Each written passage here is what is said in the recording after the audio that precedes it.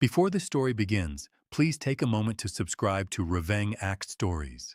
A lot of time, effort, and heart goes into creating these powerful family stories for you. Thank you for being here, and please comment below where you are watching from. Now sit back, relax, and let the story begin. The air in the ICU family waiting room at St. Elizabeth's in Youngstown, Ohio, tasted like burnt Folgers and the phantom memory of 1,000 hand sanitizer pumps. It was 3:47 in the morning on a Tuesday, and I had been sitting in this exact chair, a molded orange plastic thing with a crack running down the left armrest, for 36 hours straight. My lower back spasmed every time I shifted my weight. I could smell myself, stale sweat, the wool of my old Carhartt jacket, and the faint metallic tang of fear. I was 68 years old. My hands, resting on my knees, shook with a fine tremor that wasn't just exhaustion. It was the low blood sugar I hadn't bothered to fix, the 4 cups of vending machine coffee eating a hole through my stomach lining, and the fact that my wife of 25 years, Marie, had just been wheeled past me with a tube down her throat for the second time in 4 days. Cardiac arrest. Again. A nurse with soft-soled shoes squeaked by, and through the half-open door of room 312, I heard it. Marie's voice. Weak, papery, but unmistakably hers. She'd just been extubated an hour ago, and the doctor said she needed rest, but she was talking. I leaned forward, every nerve in my body straining to catch the words. Doctor, don't revive me again. Please, I mean it. Do not. The sound of a pen clicking. A murmured affirmation. The squeak of the doctor's shoes retreating. My heart didn't sink. It calcified. I sat there, frozen, a 68-year-old retired trucker with a cracked molar and a pension that barely covered the property taxes on the little ranch house we'd shared in Canfield, and I realized my wife had just given up on our life together without a single word to me. The betrayal wasn't loud. It was a quiet, clinical order delivered to a stranger in scrubs. And then, 45 minutes later, my stepdaughter Angela walked into that waiting room and said the thing that would shatter whatever was left. I'd been a long-haul trucker for 38 years. Werner Enterprises, mostly, based out of a terminal near Akron. I'd put 1 million miles on my odometer without a single at-fault accident. And I'd raised Angela since she was 13 years old. Her biological father, a man named Rick, had disappeared to a trailer park in Polk County, Florida, when she was 11, surfacing only to send a birthday card with a $20 bill inside every 3 or 4 years. I wasn't just a stepfather on paper. I taught that girl to drive stick in the parking lot of an abandoned Kmart on Belmont Avenue. I sat through 4 years of marching band concerts in a gymnasium that smelled like floor wax and adolescent anxiety. I co-signed the loan for her first sensible Toyota Corolla in 2010, a silver one with 42,000 miles on it, because her mother asked me to. Marie was a dispatcher at the same company. That's how we met. She had a voice like warm maple syrup over the CB radio. And when I finally met her in person at a truck stop diner off I-71 in Ashland, she ordered black coffee and a slice of cherry pie and laughed at my stupid joke about a blown turbocharger. We got married at the Mahoning County Courthouse in March of 2001. I was 43. She was 41. It wasn't a fairy tale, but it was solid. It was real. The trouble didn't start until Derek came along. Angela met Derek in 2016 at some digital marketing seminar in Columbus. He was 29, sharply dressed in that specific way that suggests credit card debt, and he used words like intentionality and holding space with a straight face. I didn't trust him from the jump, but I kept my mouth shut because I wasn't Angela's real father, and I'd learned over the years that my love for her existed on a kind of permanent probation, subject to revocation at any moment. Derek wasn't a cartoon villain. He didn't twirl a mustache or swindle us out of our life savings in one dramatic swoop. He was a slow, methodical manipulator, the kind who weaponizes therapy speak to isolate his wife from anyone who might challenge him. He called it setting healthy boundaries. He started with small things. It would be better if Angela and I didn't drop by their apartment unannounced. Fair enough. Then it was, Angela's doing some inner work around her childhood attachment patterns, and she needs space from the parental dynamic for a while. By 2020, a while had become permanent. Phone calls went from weekly to monthly. Visits dwindled to a tense Thanksgiving dinner at a Cracker Barrel near the interstate, where Derek would check his Apple Watch 15 times, and Marie would pick at her meatloaf in silence.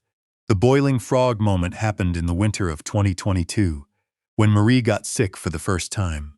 Congestive heart failure. She spent 8 days at St. E's, and during that time, Derek convinced Angela that I was a toxic caregiver because I got frustrated when Marie refused her low-sodium diet. I'd made a comment, I regret it to this day, that if she wanted to end up back in the hospital, she should keep eating those canned soups. I was scared, not angry, but Derek spun it into emotional abuse. He told Angela that her mother needed protection, not pressure. Angela, already fragile from years of subtle conditioning, latched onto the narrative. She started looking at me differently, sideways, like I was a problem to be solved. By the time Marie coded for the second time, on a humid Tuesday in late August of 2025, I was barely hanging on. I'd spent our savings on home health aides that Marie fired after 2 days, and our house, the one with the big maple tree in the front yard and the porch where I'd taught Angela to whittle a piece of basswood when she was 14, was in a state of quiet decay. The gutters were clogged. The refrigerator was full of Tupperware from church ladies I didn't know. I was sleeping on a recliner next to Marie's hospital bed in the living room, waking up every 2 hours to check her oxygen levels on a pulse oximeter I'd bought at Walgreens for $42.36. So when I heard Marie tell that doctor not to revive her, it didn't just hurt, it confirmed what Derek had been whispering into the ecosystem for years, that I was the source of her misery. That living with me had broken her will to live. I sat in that orange chair, a 68-year-old man, with nothing left but a cracked wedding ring and a mortgage 3 months behind, and I waited for my stepdaughter to arrive. She walked in at 4:32 a.m., flanked by Derek, who was wearing a Patagonia vest and carrying 2 oat milk lattes like he was attending a networking brunch. Angela's face was puffy from crying, but her posture was rigid, rehearsed. I stood up, my knees popping like dry kindling, and I opened my mouth to tell her about her mother's devastating request. But before I could speak, she held up a hand. She told me, "Dad, the doctor called me. She said she doesn't want to be revived again." I nodded, tears blurring the edges of my vision. "Angie," I heard her say it. I was right outside the room. "She just gave up. She didn't even talk to me." Angela looked at Derek, then back at me. Her voice was cold, flat, like a road in January. "She didn't give up, Dad. She told me she's been tired for years. She said living with you drained her. She said every day she felt like she was disappointing you, and it was killing her faster than her heart ever could.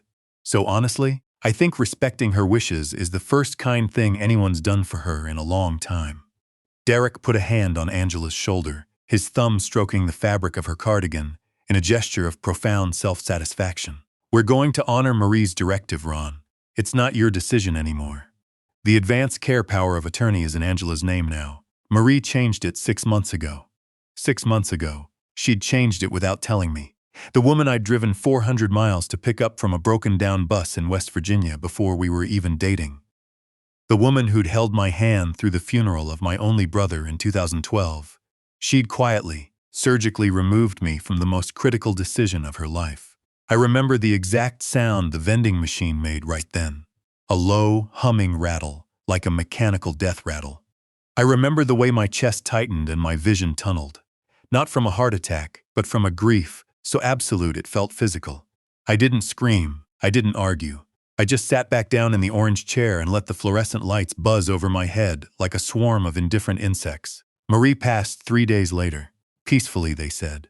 I was allowed to see her body for 15 minutes, supervised by a nurse, because Derek had suggested to Angela that I might create a scene. I placed my hand on her forehead. It was cold and waxy, and I told her I was sorry for whatever I'd done wrong, even though I still didn't fully know what that was. The lowest point came 19 days after the funeral. Angela and Derek had cleared out the house in Canfield while I was staying at a Motel 6 off I-680. They'd hired a crew, boxed up Marie's things, and handed me a letter from a lawyer explaining that the house was solely in Marie's name. I'd been a co-signer on the mortgage, but the deed was a tangled mess from before we married, and I didn't have the money to fight it. The letter said I had 72 hours to vacate. I didn't even have 72 hours. By the time I got back to the property, the locks had been changed. My clothes were in 3 black garbage bags on the porch. My truck, a 2008 Ford F-150 with 227,000 miles on it, had been repossessed 2 weeks earlier because I'd missed payments while paying for Marie's medications. I had $32 in my checking account. No vehicle, no family. I walked to the Greyhound station on Federal Street with the garbage bags slung over my shoulder, planning to take a bus to somewhere, anywhere. just to feel like I was moving. But I didn't have enough for a ticket beyond Akron, so I just sat on the bench outside in the heat of a September afternoon, watching a pigeon peck at a discarded pizza crust, and I waited for the world to swallow me whole. That's when the karmic rescue happened. A man in his mid-50s, salt and pepper hair, wearing a well-tailored suit that looked out of place at a bus depot, stopped in front of me. He was holding a coffee cup from the Marathon station across the street, and he was staring at me with a strange intensity. I braced myself for a panhandling a security guard's dismissal. Instead, he said my name. Ron? Ron Hutchins? I looked up. His face was familiar in a distant, dreamlike way, like a song you haven't heard in decades. Who's asking? He crouched down in front of me, right there on the dirty pavement, and his eyes welled up. My name is Dr. Marcus Williams. You don't remember me, but you saved my life on January 17, 1995. I-71 near Mansfield. You pulled me out of a burning Chevy Cavalier in a whiteout blizzard. I was 19 years old. My femur was broken in 3 places, and I was choking on smoke. You wrapped me in your truck's sleeping bag and drove me 40 miles to the nearest hospital in your rig, because the ambulances couldn't get through. The memory surfaced like a body from deep water. January 17, 1995. I was 38, hauling a load of auto parts from Detroit to Charlotte. The blizzard had hit Ohio like a freight train. 28 inches of snow in 12 hours. I'd seen the taillights of the Cavalier disappear into a ditch on the shoulder and fishtail into a tree. The car was already smoking. I'd stopped my truck, grabbed my fire extinguisher, useless, and then just ripped at the mangled door with a tire iron until my hands bled. I pulled a lanky kid, terrified and screaming, through the window opening. His leg was twisted at an angle that made my stomach turn. I'd carried him to my cab, dialed 911 on my CB radio, and when they said no EMS could reach us, I'd just driven 40 miles. Sam, the dispatcher, the woman who later became my wife, kept me calm on the line. I hadn't thought about that night in 30 years. You became a doctor, I said, my voice cracking. Marcus nodded. I'm a cardiologist. I just finished a consult at St. Elizabeth's. I was walking back to my car and I recognized your face. I've never forgotten it. I have a picture of you. Well, a sketch I made later, in my study at home. My kids know the story of the truck driver who saved their dad. I couldn't speak. I just sat there, a broken old man on a bus station bench, and I wept. Not a dignified, stoic cry. A raw, ugly, heaving sob that turned heads. Marcus didn't flinch. He sat down next to me, his expensive suit and all, and put a hand on my shoulder. He didn't offer me money. He offered me something better. He took me home. Marcus lived in a beautiful farmhouse in Poland, Ohio, about 15 miles south of Youngstown. He had a wife named Evelyn, a retired teacher, and 2 grown children, a daughter, Leah, who was 26 and working as a graphic designer, and a son, Jamal, who was in his final year of medical school at Ohio State. They didn't treat me like a charity case. They treated me like a beloved uncle who'd been away for too long. Evelyn made me a bed in the guest room with flannel sheets that smelled like lavender. She cooked pot roast on Sunday and insisted I eat 2 helpings because I'd lost too much weight. Leah showed me how to use the streaming services on their television and laughed when I called the remote a clicker. Jamal spent an hour sitting with me on the porch, listening to my trucking stories, and told me I was the reason his father was alive to deliver over 4,000 babies and perform countless heart surgeries in his career. For the first time in years, I felt like I could breathe without an anvil on my chest. The love in that house was authentic. It wasn't performative, wasn't attached to conditions or silent judgments. It was just there, steady as a heartbeat. Welcome back to Revenge Act Stories, where the quiet deeds of our past often come back to rewrite our future. I hope you're staying with me because this is where the story turns. If you believe in the power of karma, hit that like button right now and subscribe so you don't miss what comes next. The contrast was something I couldn't escape. In Angela's home, every conversation had felt like a negotiation. Derek would speak in therapeutic jargon, and Angela would nod along like a hostage who'd convinced herself she'd chosen the captivity. Here, with Marcus's family, disagreement was safe. One night, Evelyn and Leah argued loudly about the best way to make cornbread, sugar or no sugar, and then collapsed into laughter 5 minutes later. I sat at their dinner table and felt my nervous system slowly, painfully, begin to unclench. The viral catalyst arrived unexpectedly during Thanksgiving 2025. Marcus's family had a tradition. After the meal, they'd go around the table and say what they were thankful for. When it was my turn, I couldn't get the words out. I just said, "I'm grateful to not be alone." Evelyn squeezed my hand. Leah took a photo with her phone, a simple shot of me sitting at the end of the table, looking tired but peaceful, a slice of pumpkin pie in front of me. She posted it on Facebook later that night with a caption that I didn't see until the next morning. "This is Ron. 30 years ago, he pulled my dad from a burning car during a blizzard and drove him 40 miles to a hospital. In his semi-truck. They lost touch. 2 months ago, my dad found him at a bus station with nothing. Now he's family. The kindness you put into the world never really disappears. Sometimes it just takes the long way home." The post got shared 3,000 times in 48 hours. Local news picked it up. Mahoning Valley Matters did a short piece. Someone on Reddit posted it on the Are Humans Being Bros subreddit, and it hit the front page. Angela saw it. I know she saw it because 7 days after the post went viral, a silver Toyota Corolla with 42,000 miles on it, the very car I'd co-signed for in 2010, pulled into Marcus's driveway. Angela got out alone. No Derek. She looked smaller than I remembered, diminished somehow, like a photograph left too long in the sun. I was sitting on the porch, whittling a piece of basswood with the pocket knife I'd had since 1987, the same knife I'd used to teach her when she was 14. She saw it in my hands and stopped dead in her tracks, 10 feet from the bottom step. "Daddy," she said. She hadn't called me that in years. I set the knife down. "Hello, Angie." She walked up the steps like a penitent approaching an altar. Her hands were shaking. She sat down on the bench next to me, and for a long moment, neither of us spoke. The only sound was the wind moving through the bare branches of the maple trees. Then she broke. "I saw the story. I saw that picture of you with that family, and I read the comments. Hundreds of people calling you a hero, saying how lucky they are to have you. And I realized I threw you away like garbage. I let Derek get inside my head for years. He told me you were controlling, that you manipulated Mom, that your presence was preventing her from having agency over her own life. He made me believe that pushing you out was an act of self-care. And when Mom said that thing to the doctor, he told me she said it because she was finally free to speak her truth. He made it sound beautiful. But it wasn't beautiful, Dad. It was evil. And I was part of it." She was sobbing now, her mascara streaking down her cheeks. I could hear the genuine horror in her voice.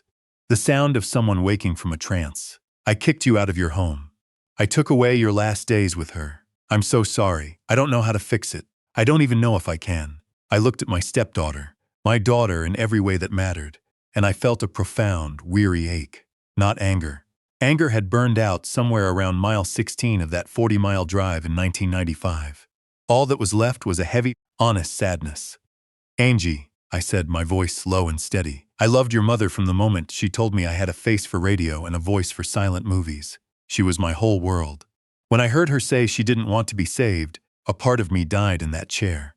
Then you told me I was the reason. You might as well have buried me right there.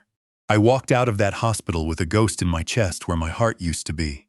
She flinched, but I kept going, because she needed to hear it, and honestly, I needed to say it.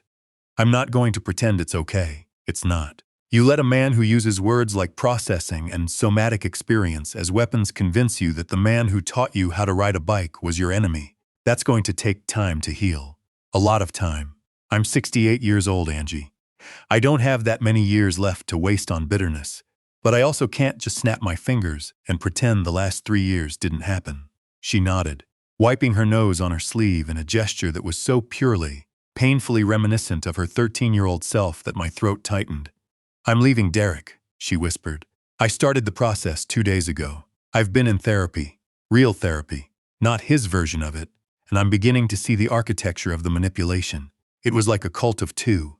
I'm so ashamed." I reached over and placed my hand on top of hers. It was calloused and gnarled, spotted with age. Her hand was young and trembling. "You're not alone anymore," I said, "and neither am I. That's the starting line. We don't have to sprint to the finish. We can just walk together for a while, see where it takes us." She looked up at me, hope flickering behind the tears. "Can I call you on Sundays? Just to talk? I don't expect you to come back to the house, but I need to know you're still there." "Sunday works," I said. "I'll be here. Things don't get tied up neatly. Not in real life." Derek tried to contest the divorce, but eventually slunk off to a condo in Beechwood. Angela moved into a small apartment in Boardman and started volunteering at a senior center, something I suspect was her penance. She calls me every Sunday at 4 p.m. sharp, and we talk for exactly 42 minutes on average. We don't talk about Marie much yet. That scar is too fresh. But we're building new memories, one conversation at a time. I still live with Marcus and Evelyn, though I insist on paying for my share of the groceries with the small Social Security check I still receive. Leah taught me how to use FaceTime so I can see Jamal's face when he calls from med school. Last week, Marcus and I drove out to that stretch of I-71 near Mansfield. We stood on the shoulder, in the exact spot where a 38-year-old trucker had once risked his life for a stranger, and we didn't say anything. We just looked at the curve of the road and the trees beyond, and we let the silence say everything. Here's what I've learned, sitting on that porch, with a block of wood and a knife. The good you do in this world doesn't always come back to you immediately. Sometimes it marinates for 30 years. Sometimes it pulls into a bus station in a suit and a coffee cup and saves you right back. Quiet goodness doesn't need an audience. It doesn't need a viral post or a news segment. It just needs to exist, planted like a seed in the frozen ground of a January night, waiting for the thaw. Mari's last words to that doctor will haunt me until the day I die. But I choose to believe she wasn't rejecting me. She was rejecting pain. And maybe, somewhere in whatever comes after, she knows I'm not angry, just sad, just achingly, profoundly sad. I have a dog now, a 3-legged rescue beagle named Clutch, because he's always missing a gear but still gets where he's going. Every Sunday afternoon at 3:58 p.m., he jumps up on the porch swing next to me, and I scratch behind his ears as the phone rings. And when I hear Angela's voice on the other end, I close my eyes and think about how every mile I ever drove, every blizzard I ever survived, every stranger I ever helped, was just another road leading me back to this moment. If this story moved you, if you believe that the kindness we plant decades ago can bloom when we least expect it, then join our community here at Raveng Act Stories by hitting that like button and subscribing. Share this video with someone who needs a reminder that karma isn't always instant, it's patient.